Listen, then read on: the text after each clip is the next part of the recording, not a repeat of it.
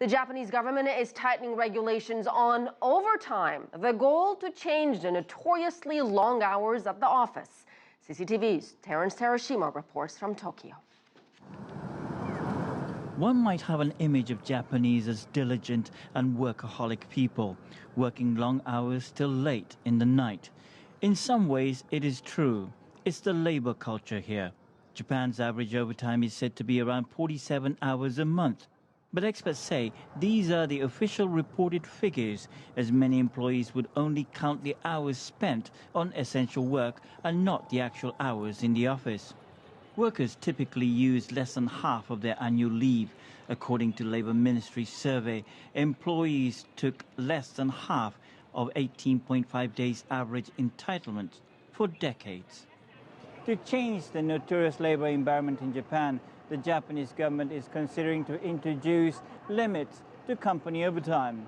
Some companies have already succeeded in reducing overtime, and some introduced zero overtime policies.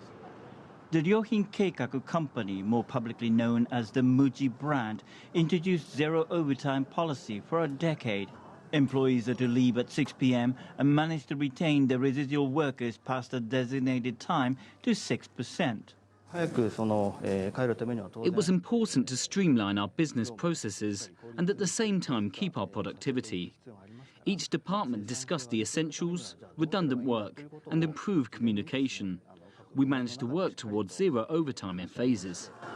Although there were protests at the start, employees soon got into the habit of planning daily, weekly and monthly workflows, what need to be done and need not on a particular day. Some say it made them more productive.